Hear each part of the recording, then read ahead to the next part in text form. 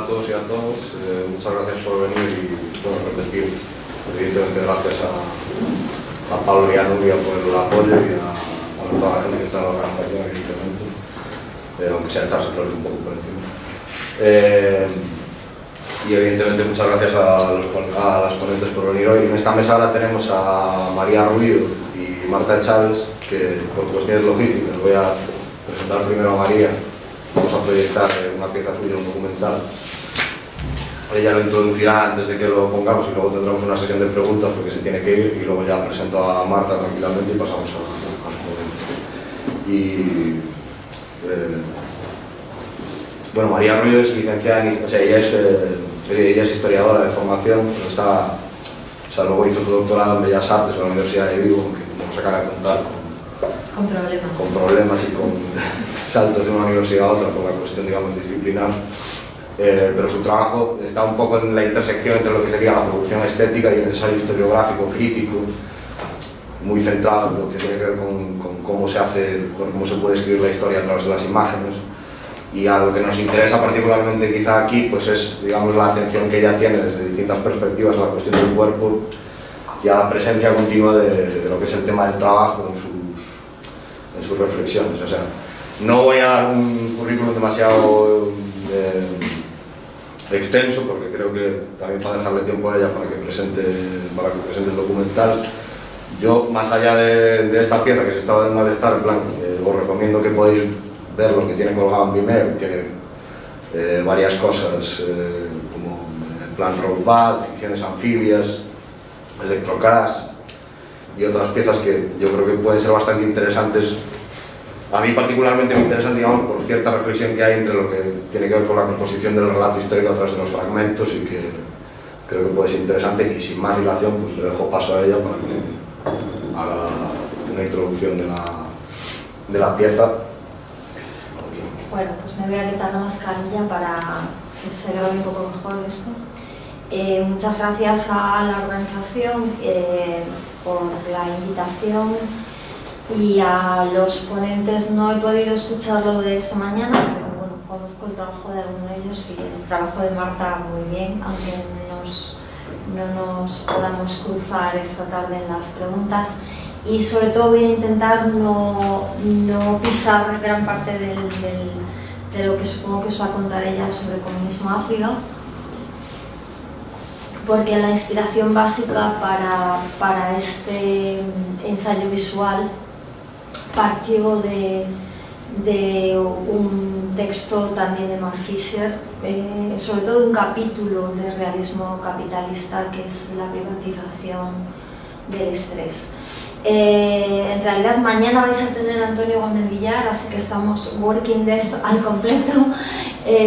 También pensaba hablar un poco de eso, pero bueno, Working Death, de hecho esta película creció en paralelo al proyecto de investigación que vimos en la de Reina, donde estaban Antonio, Marta y yo. Y el formato final de ese proyecto, aunque en principio iban a ser una serie de piezas audiovisuales, fue un libro que podéis consultar y que creo que circula por internet. En el inicio del proyecto Working Death estaba el hecho de reflexionar sobre el trabajo en un momento donde estamos en el borde de la quiebra de lo que consideramos trabajo-empleo. No solamente porque las teorías críticas, desde luego los feminismos, desde donde yo me sitúo, sino otras teorías críticas como la decolonialidad, las críticas sobre el capacitismo y sobre el racismo institucional y otras críticas, nos hayan hecho pensar que no todo lo que es trabajo es considerado como empleo.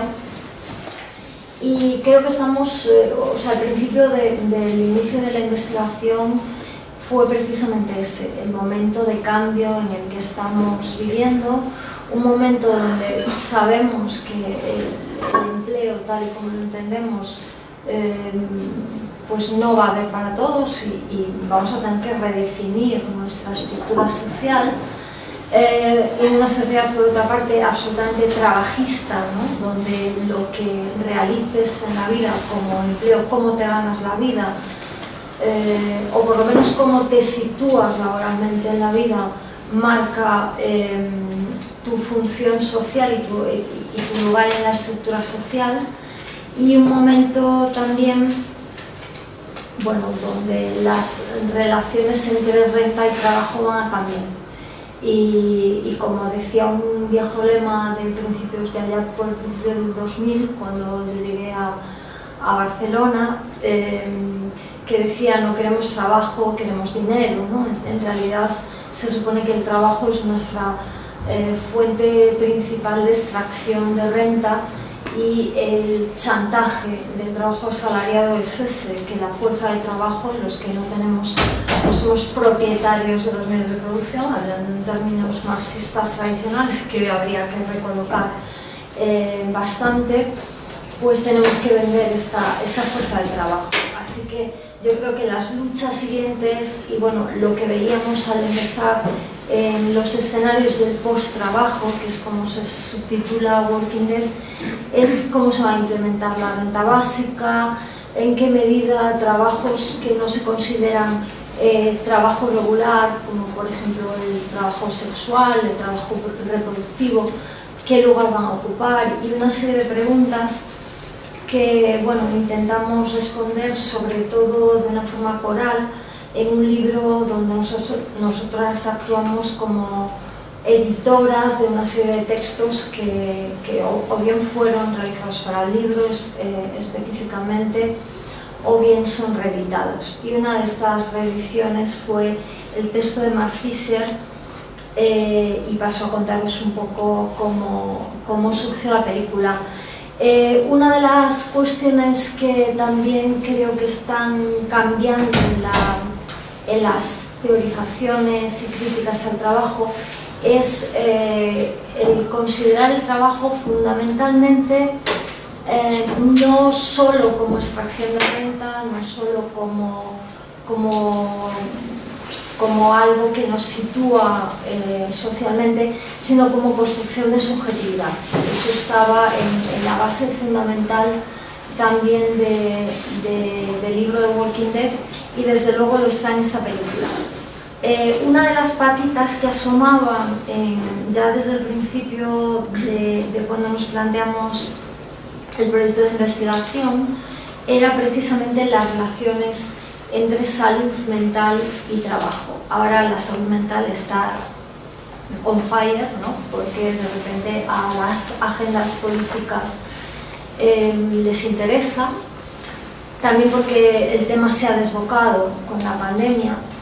Pero os digo como curiosidad que esta película, de hecho la investigación la empezamos en 2017, creo recordar, entre 2017 y 2019. La película está rodada fundamentalmente en 2018 y estrenada en 2019, y cuando llegó la pandemia yo la puse en abierto, en Vimeo. Bueno, en mi Vimeo está todo en abierto, por si os interesa, y además en este momento está en el Reina Sofía, en la colección del Reina, o sea que la podéis ver allí también. Cuando la puse en abierto me llegaban mensajes como de todas partes del mundo diciendo que cómo había podido vislumbrar lo que iba a suceder, ¿no? Y el malestar en el que nos íbamos a encontrar. Y claro, yo contestaba es que ese malestar ha estado siempre, por lo menos por parte de alguna gente, por parte de los subalternos, por parte de las personas explotadas, por parte de las mujeres.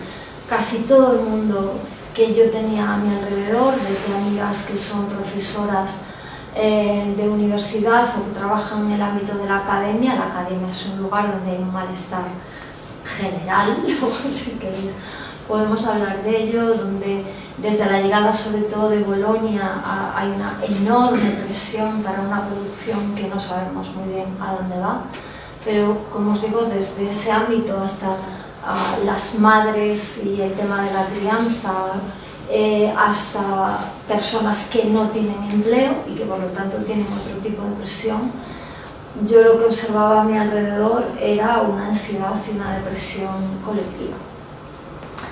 Y eso yo creo que viene ocurriendo mucho tiempo. No hace falta que nos remontemos mucho en el tiempo, pero como sabéis, la relación entre los malestares sociales y la salud mental y el capitalismo viene de lejos. Si antes, como dirían Deleuze y Guattari, el capitalismo generó esquizofrenia en una primera parte, ¿no? Digamos en el principio del postfordismo, queremos llamarle así, y como diría Franco Berardi Bifo, nuestra droga fundamental era el Prozac, porque las drogas siempre son,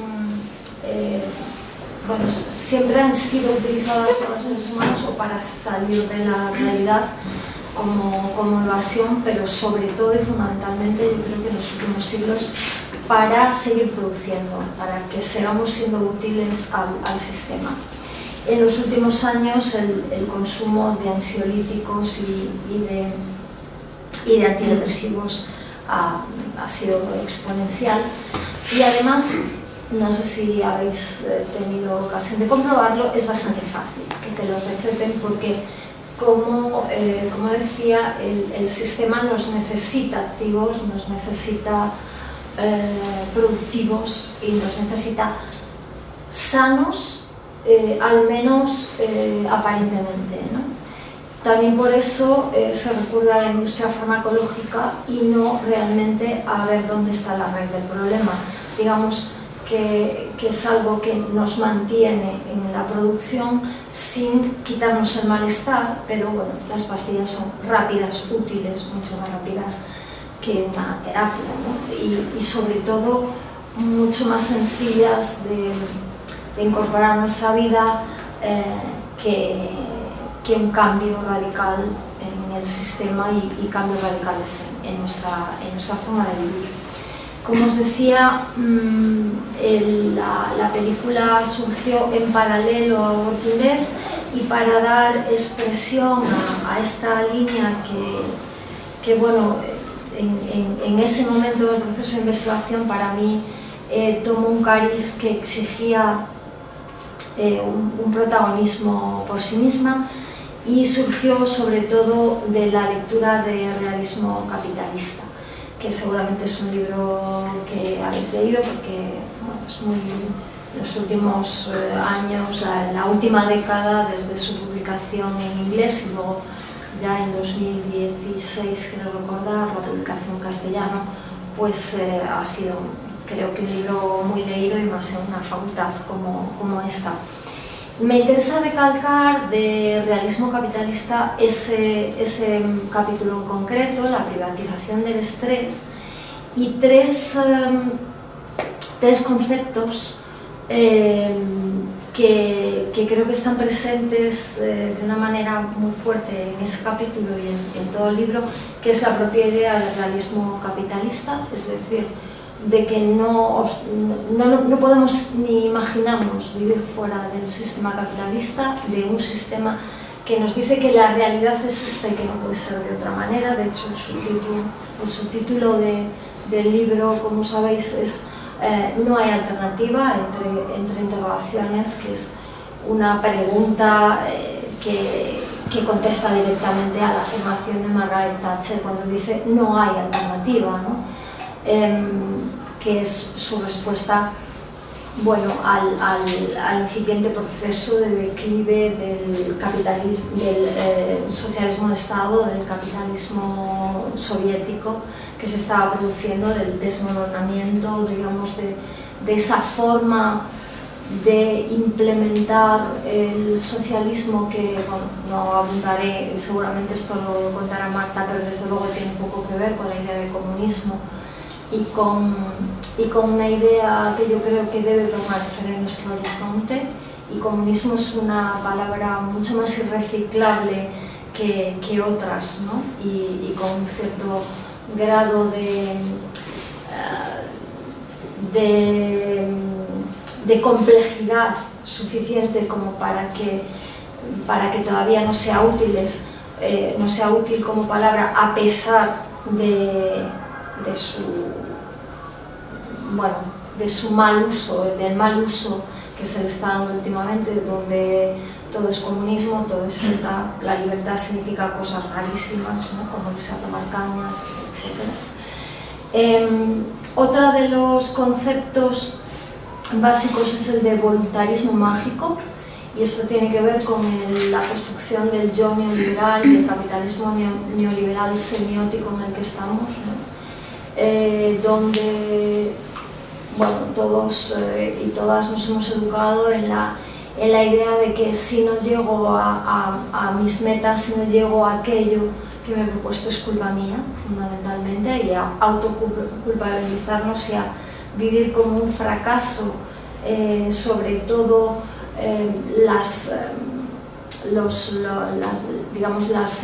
metas laborales y el cumplimiento de metas laborales, sin pararnos a pensar qué dejamos en el camino, ¿no? Qué dejamos en el camino en este conseguir metas laborales a cualquier precio. Y la última y más importante, que da sobre todo título a ese capítulo, sería el de la propia privatización del estrés. Si te encuentras mal, si tienes malestar, tómate una pastilla y no des la lata, ¿no? No hables de esto colectivamente, no lo colectivices, y es cosa tuya. Privatízalo, quédate en tu casa y súfrelo, si puede ser calladita, ¿no? Esta es la respuesta que nos da más o menos el sistema, a la que no solo Mark Fisher, sino muchas otras personas contraponen una urgente repolitización del malestar. Es decir, no nos encontramos mal porque tengamos una falta de serotonina, o al menos no solo por eso, sino que vivimos en un sistema y un mundo que nos enferma, y urgentemente debemos de colectivizarnos, asociarnos, hablarlo, y hablarlo en la calle, y hablarlo con otras personas, porque esto le está ocurriendo a muchísima gente. Tomar una pastilla puede ser eficaz en un determinado momento, pero desde luego no va a la raíz del problema. Tengo que decir que cuando yo leía a Mark Fisher, bueno, me interpeló muchísimo, porque bueno, él cumpliría la misma edad que yo tengo, porque sabéis que Mark Fisher se suicidó en 2016, o sea, somos de la misma quinta, escuchamos la misma música, si no sabéis os lo digo, bueno, le interesaba mucho la música, y era, gran parte de su trabajo era en la crítica cultural y en la crítica musical, y vivía el mismo proceso de burocratización en la academia que sufrimos los que hemos entrado en la academia pues hace más de una década, ¿no? Cuando leía el libro me sentía profundamente interpelada, porque además tenía esa conexión con la hiperburocratización, que justamente el capitalismo nos decía que eso pasaba en la URSS, pero que no, esto no nos iba a ocurrir a nosotros, y lejos de eso hemos sufrido una inflación de informes y de tonterías burocráticas que desvían toda nuestra atención en la academia de la investigación y la docencia, que debería de ser lo fundamental. Él además estaba vivía en un país donde esa burocratización llegó antes y donde ese proceso ha sido salvaje, que es la Gran Bretaña de Margaret Thatcher y luego del New Labour, ¿no? Y de esa tercera vía que ha resultado ser la misma de siempre. No voy a hablar de eso, a lo que interpela también, que es a que recuperemos los futuros perdidos, en esa idea de la geontología, ¿no? de los futuros fantasmáticos que permanecen ahí para ser descubiertos, porque creo que Marta hablará de ello, porque es la parte fundamental del comunismo ácido, pero sí me parece importante que, a pesar de que es una persona con una depresión crónica y que, como os decía, acaba suicidándose, lejos de eso, él no es pesimista en el futuro, sino que nos insta a la articulación política del malestar y a la rearticulación de nuestras luchas políticas. Y bueno, paso a contaros muy brevemente cómo está. La película surgió, por lo tanto, muy ligada al mundo del trabajo y a los malestares que generaba el empleo y el no empleo. Eso que denominamos los parados y paradas, ¿no? Que es una acepción bastante chunga, me parece.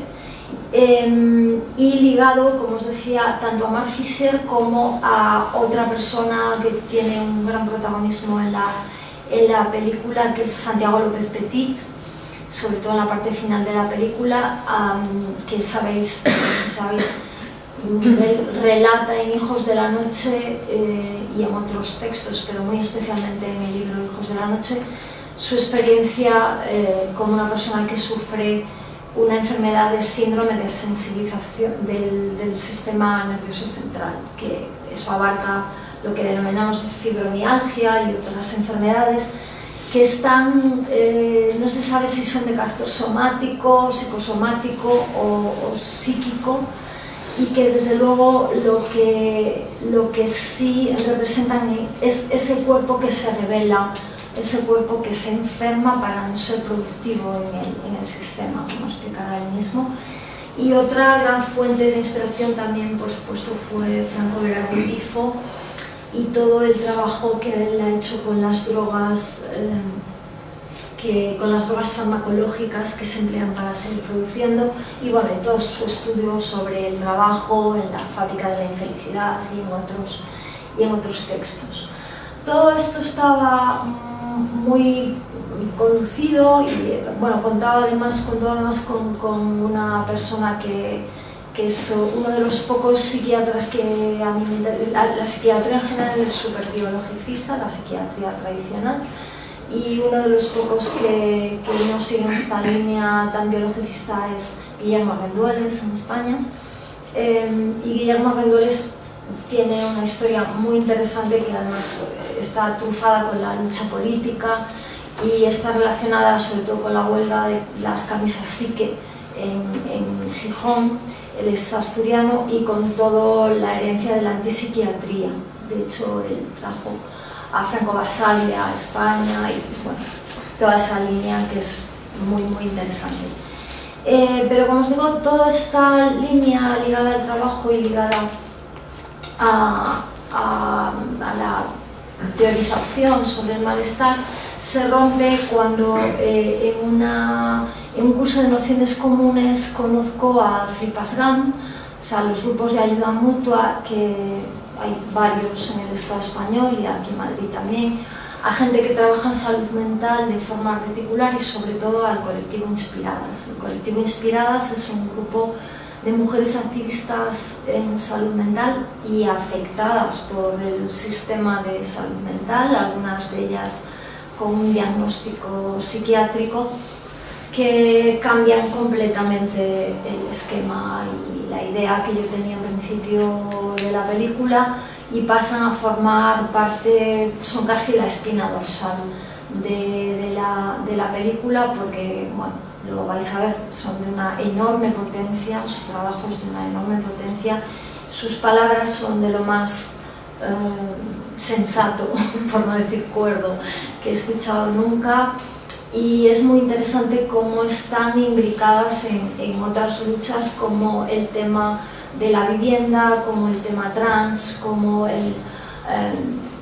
luchas militantes varias que se entrecruzan y que tienen en común la salud mental, porque creo que no hace falta recordar que por ejemplo, la PA ha denunciado múltiples veces la cantidad de problemas de salud mental, incluso de suicidios, ¿no?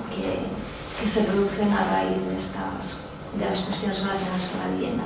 Y además coincidió en un momento muy especial, y ya termino con esto, que es la celebración del primer Día del Orgullo Loco en Madrid, que es en mayo del 2018.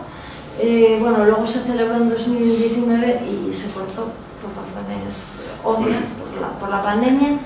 Es un tipo tipo de manifestación o de salida al espacio público que tiene mucho que ver con lo queer, ¿no? Y con cómo una palabra que es un insulto se puede reciclar y se puede volver a favor, ¿no? Cómo utilizarla a favor de un colectivo, y ellos pues están en esa línea, en reivindicar la locura como una parte de nosotros y de nosotras y no como algo fuera de ahí. Y eso es precisamente una de las cosas también que tiene esta película. Uno de los hilos conductores de la peli es una conversación con Alfredo Aracil, un amigo que es comisario artístico, es curador y que investiga sobre todo sobre la reforma psiquiátrica en España en los años 80 y en concreto en Asturias, porque él es asturiano. Y una de las cosas de las que hablamos y que nos interesaba profundamente a los dos y a mí en particular a la hora de plantearme esta película es huir de las representaciones de la locura en el cine y en el arte tradicionales, ¿no? Todos tenemos en mente, pues no sé, alguien voló el nido del cuco o bueno, la típica representación desquiciada, ¿no? del loco y de alguien que es capaz de ser peligroso para sí mismo y para los demás, cuando eso es una falacia. Incluso los medios de comunicación estamos hartos de escuchar, no es que era esquizofrénico y tuvo un brote y por eso asesinó a no sé quién, cuando eso es la excepción de la regla, ¿no? Totalmente. Y bueno, lo que pretendíamos justamente es que la locura tuviera una presencia en la pantalla en la que nos viéramos todos y todas reflejados. Yo empiezo contando, creo que esto es muy importante, que yo tuve un quiebre en salud mental importante y estuve en terapia, estuve tomando antidepresivos. Me ha costado 10 años contarlo, o más, en este momento más todavía, como 11 o 12 años, pero creo que es importante hablar de ello. Creo que personas como Mar García Puig, una diputada de Podemos, hablan de ello y hablan de cómo se puede ser una persona activa, normal, ¿no? Entre comillas, tener una vida pública y privada dentro de, vamos, que no supone violencia ni un peligro para nadie y sin embargo estar deprimida o tener ansiedad crónica o tener cuestiones que hacen que sea difícil la vida. El sufrimiento psíquico creo que nos atraviesa a todos y a todas y está muy presente en el mundo laboral y bueno, me parece interesante, aunque las agendas políticas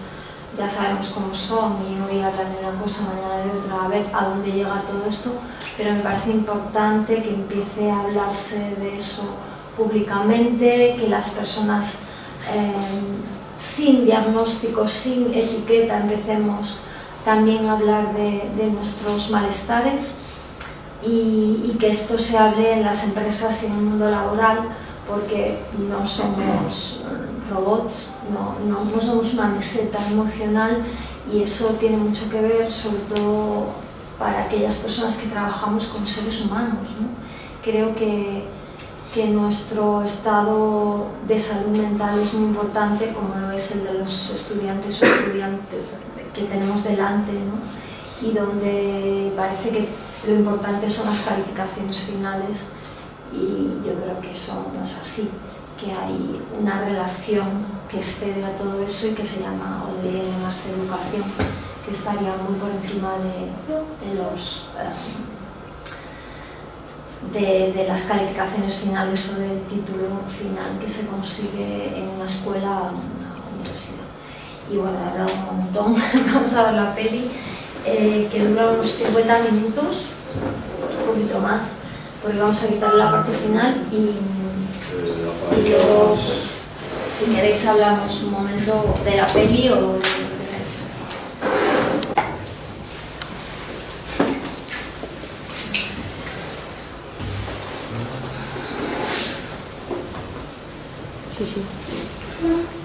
Bueno, pues ahora tenemos un ratillo como 20 minutos, 25 más o menos, para preguntas, comentarios a raíz de lo que acabamos de ver en la película de María. No sé si alguien tiene alguna pregunta o algo, puede ir tomando la palabra.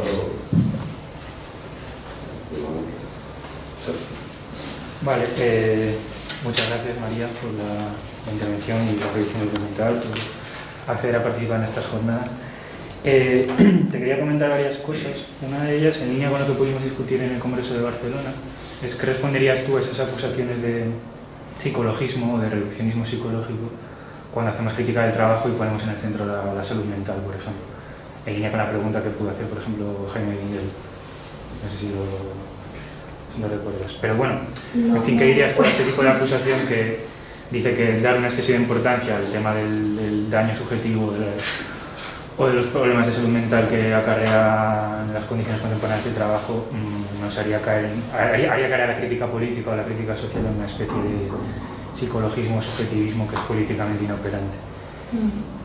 Y por otro lado, si no crees que tiene quizá un alcance limitado la reivindicación del resentimiento, que sé que cuando lo traes a colación al documental es justo en contraposición a esa felicidad obligatoria, pero si no crees que es quizá una especie de afecto mucho más fácilmente capitalizable por las derechas que por una política de izquierdas. Por lo menos lo están haciendo. Sí, bueno, quizá empiezo por esta última, porque me parece más interesante colectivamente en este momento. Yo creo que cuando Mark Fisher habla de la importancia o de lo operativo que puede ser el resentimiento, habla siempre primero habla del resentimiento de clase, de una forma muy concreta, ¿no? Y claro, para tener resentimiento de clase hace falta tener conciencia de clase, que es una cosa de la que no se habla ahora mucho, ¿no? Del tema de clase parece, como dice Owen Jones, que todos somos clase media y nadie quiere pertenecer a la clase trabajadora, porque además la clase trabajadora se asocia, yo creo que las últimas décadas se asocia a lo chabacano, a una forma un poco grotesca, ¿no?, de representar la clase trabajadora, que yo creo que los medios de comunicación y en concreto algunas cadenas han contribuido enormemente. Una forma de entender lo que es la clase trabajadora, desde luego, en la que mis abuelos o mis padres no se reconocerían para nada, ¿no? Y que creo que tiene que ver con una criminalización y con una caricaturización de lo que es la clase trabajadora. Por otra parte, evidentemente habría que redefinir qué es clase trabajadora, ¿no?, desde el punto de vista tradicional actualmente. Creo que se refiere a eso y creo que se refiere a esa repolitización de ese malestar que nos genera y por lo tanto de resentimiento. Yo personalmente entiendo muy bien lo que es el resentimiento de clase, y lo potente que puede ser si sabemos articularlo, porque la ira, si la sabes conducir, es muy potente, mucho más que la impotencia que te genera la depresión, por ejemplo, ¿no? Y claro, el resentimiento puede dar lugar a depresión si se queda, o algo peor, ¿no?, si se queda uno en casa dándole vueltas. Pero os pongo un claro ejemplo. Hace un par de días o ayer, no sé si ayer, antes de ayer, salía publicado que Marta Ortega iba a ser la nueva CEO, ¿no?, la nueva directora o presidenta del grupo Inditex, y algunos periodistas, no tienen límites los periodistas de este país, es bastante lamentable, algunos de ellos decían, empezó doblando camisetas en Zara, y no sé qué os pasó por la cabeza cuando leísteis eso, pero a mí me pasó una punzada de resentimiento de clase. Es decir, doblando camisetas empieza mucha gente, solo lleva a la presidenta si eres hija del dueño del chiringuito, ¿no? Entonces, claro que que aunque esté desmontado o se intente desmontar la cuestión de clase, todos sentimos que no partimos del mismo lugar y que, o aunque nos hagan creer en la meritocracia, sabemos que es una falsedad absoluta, ¿no? Entonces, por una parte creo que se refiere a eso, pero también estoy muy de acuerdo que quien está en este momento capitalizando el resentimiento, los resentimientos, es la ultraderecha. Claro que algunos resentimientos habría que pensar por qué se producen y qué malestares hay detrás. Por ejemplo, los resentimientos de ciertos hombres con el feminismo, ¿no?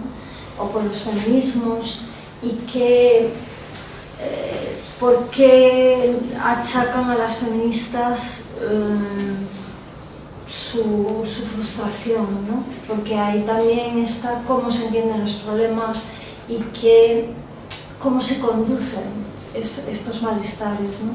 Creo que ahí me da la impresión de que hay varias cuestiones intermedias. Por ejemplo, el papel de los medios de comunicación. El papel de los medios, que es muy intoxicante en este momento, potenciando ciertas iras y también del propio contexto político que estamos viviendo, ¿no? Donde se azuzan esos malestares, por un lado, sin tener en cuenta cómo pueden llegar a repercutir socialmente, ¿no? Creo que no hace falta insistir en que ciertos discursos han dado lugar, por ejemplo, a la negación de la violencia de género. El caso de Vox es clarísimo, o a situaciones como la que vivimos hace unos meses de fuera los maricones de nuestros barrios, ¿no? También de una manifestación que yo no sé qué os pasaba por la cabeza, pero a mí me vino inmediatamente la imagen de Cabaret.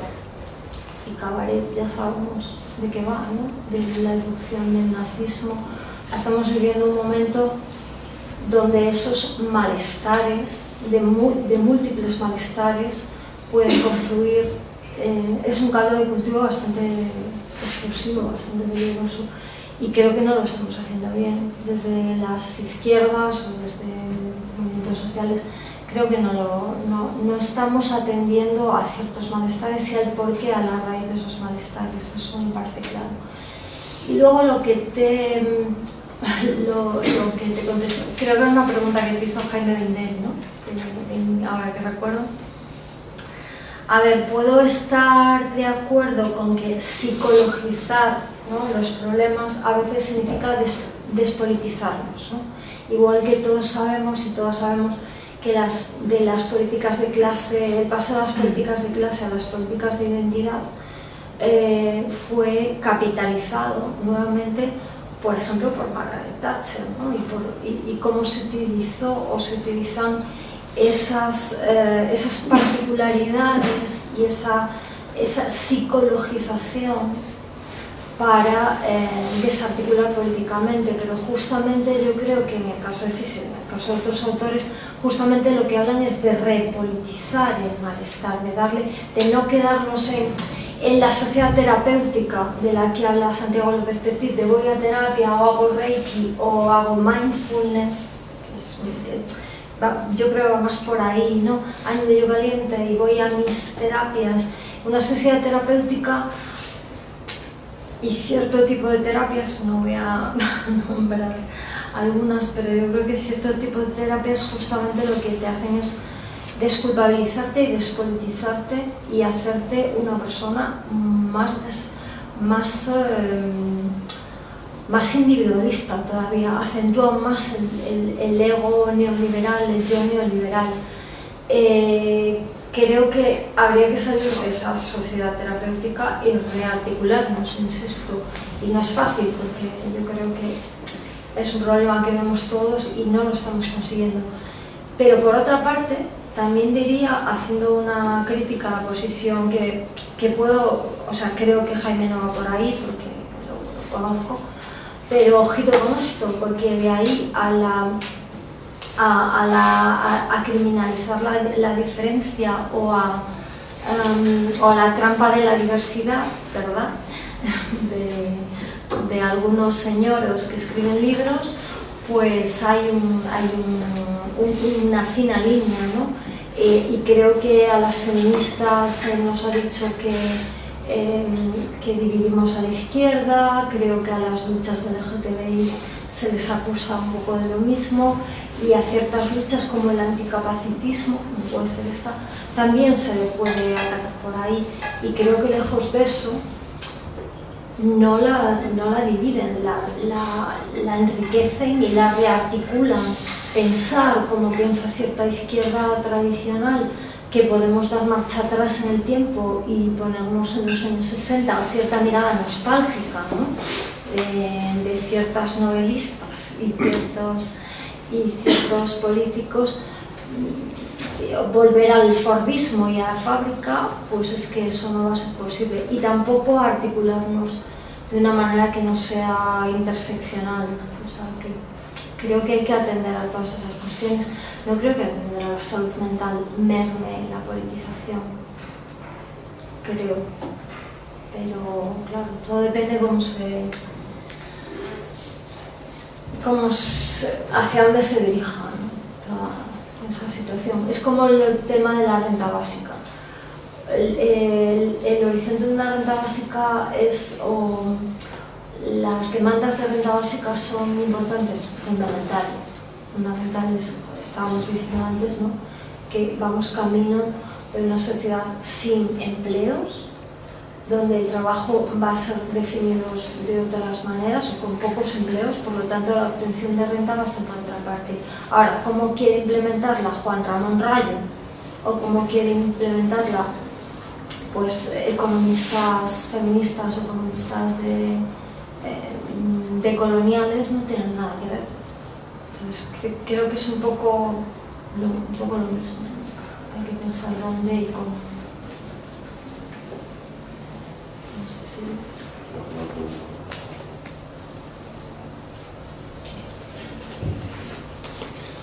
Pues como tenemos no sé si te tienes que ir ya o... Bueno, no sé.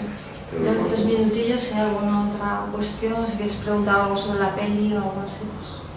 ¿Tú ibas a hacer alguna cosa? Sí, no, bueno, más por una cuestión de... No, o sea, a mí me interesaba, no tanto en relación al tema de Fischer o una cuestión como más acotada al tema de salud mental. O sea, que juega, evidentemente, digamos, en plan, esta pieza juega un papel fundamental, pero... O sea, a mí me interesaba más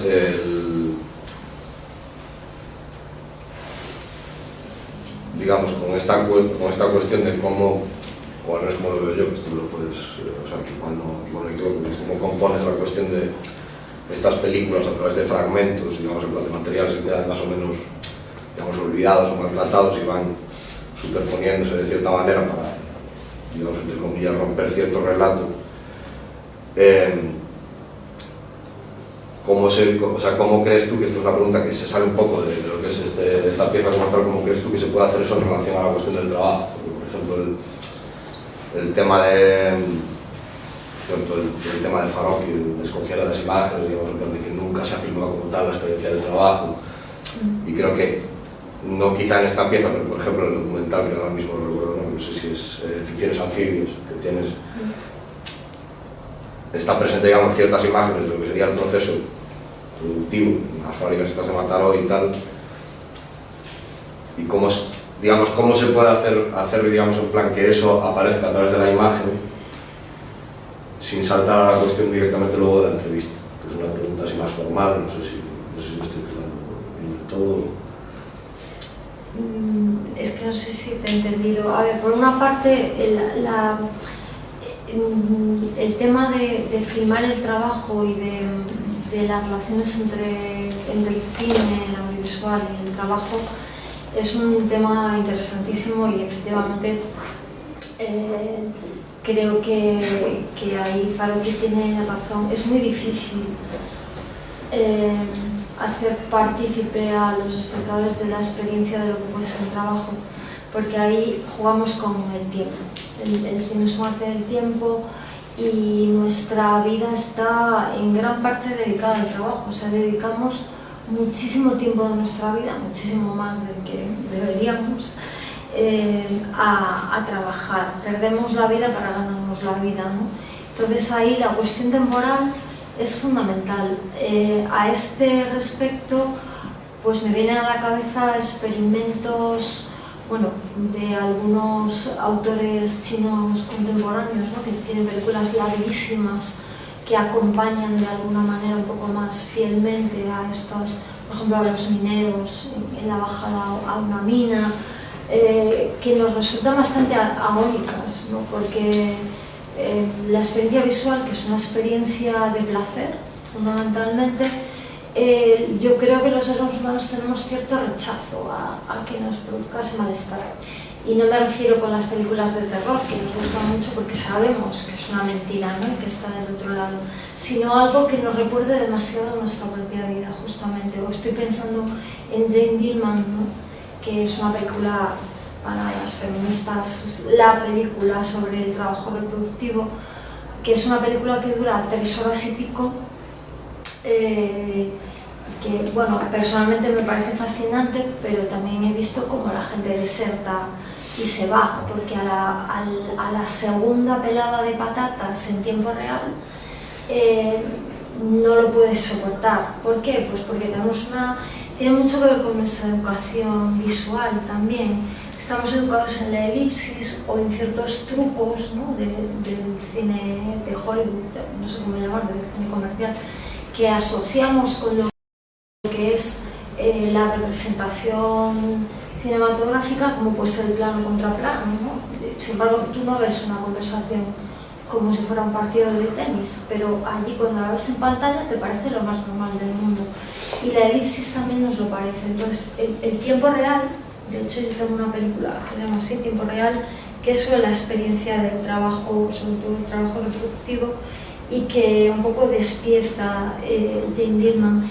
Es el tiempo real y el fuera de campo, creo que son dos desafíos y dos herramientas cinematográficas que nos ayudan a representar aquello que es cuasi irrepresentable, ¿no?, por su duración o porque no ocurre delante de una cámara, que siempre pensamos, hay muchas cosas que son irrepresentables, a pesar de que ahora llevamos una cámara encima y pensamos que todo es capturable.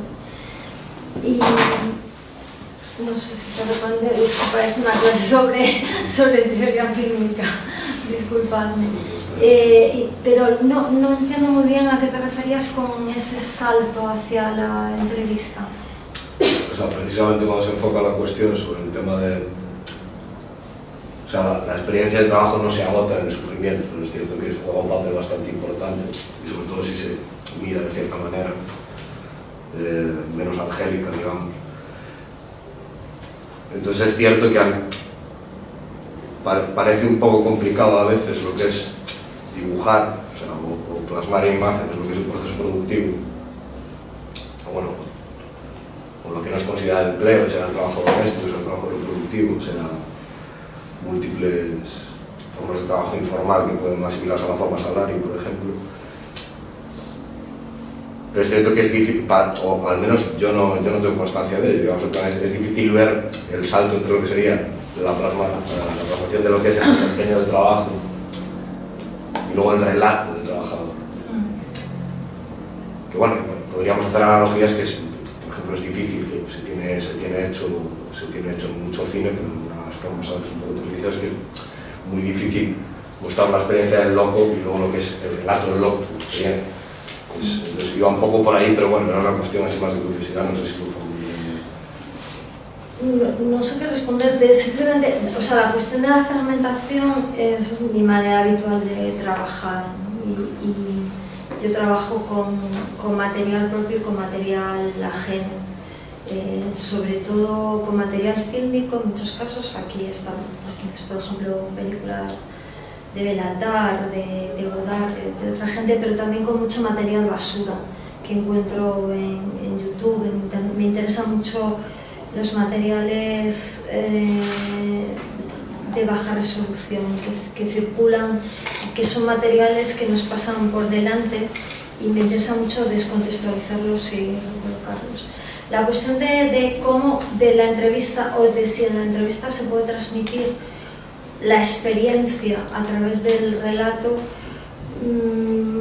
pues claro, ahí está en cuánto de fiables son los testimonios y cuánto de reinvención y cuánto de relato, de nuestros propios relatos construimos, ¿no? Entonces, yo no creo que una entrevista intente transmitir, o cuando habla una persona en cámara, al menos yo no intento transmitir toda la experiencia de lo que es la locura, más allá de que además son personas individuales, sino del relato que ellas construyen sobre la locura,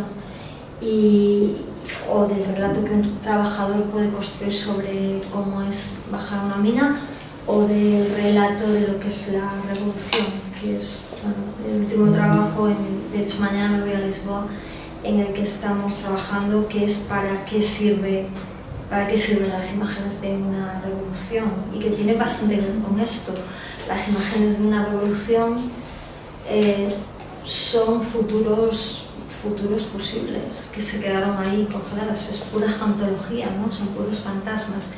Y hemos entrevistado a mucha gente y a muchos cineastas que estuvieron en la revolución del 25 de abril, porque está ahí al lado y estas personas viven.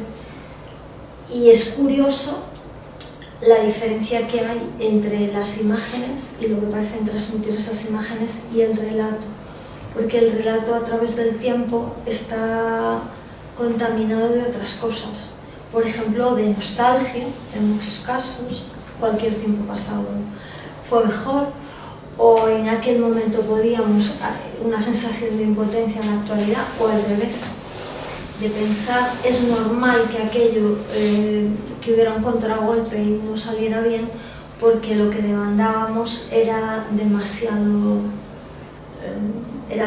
pedir, sobre todo en un momento donde la socialdemocracia es comunismo radical, ¿no? y hemos desplazado todas nuestras demandas, y cualquier demanda de derechos sociales, incluso de derechos humanos, nos parece de una radicalidad extrema, ¿no? Entonces, creo que esos los relatos, a mí como alguien que no hace documental exactamente, sino ensayo visual, me interesan más los relatos que los hechos. O sea, mi trabajo va más sobre la revisión y sobre cómo se construyen los relatos. Esto tiene mucho que ver con la mentalidad historiadora, ¿no? Sobre cómo se construyen los relatos y sobre por qué. No me interesa tanto esto en cuando hacía Bron Rosa, que era sobre memoria histórica en España. Era sumamente interesante, por ejemplo, entrevistar a la Fundación Francisco Franco. No os quiero decir que entrevistando a la Fundación Francisco Franco no me pillara un rebote enorme, pero por otra parte me preguntaba ¿por qué estos señores tergiversan tantísimo los hechos? No me refiero a relatos sobre la verdad como relato, sino hechos concretos, y cómo construyen este relato que para mí es tan torticero, ¿no? Y bueno, es bastante fascinante, ¿no? Si no fuera terrible, en muchos aspectos, es bastante fascinante, ¿no? Porque realmente cuando tienes suficiente... Yo no voy a decir que tuviera distancia porque no la tenía. Yo estaba pensando en mis abuelos que perdieron una guerra y en estos señores que eran infames para mí, ¿no? Lo que estaba contando. Pero bueno, creo que la entrevista también consiste en eso, en dejar hablar y en ver cómo se construye este relato y el porqué de ese relato. No sé si te he respondido, me he liado un montón en esta última parte. Pero bueno, pues ahora sí que creo que irme. Muchas gracias a todos y a todas.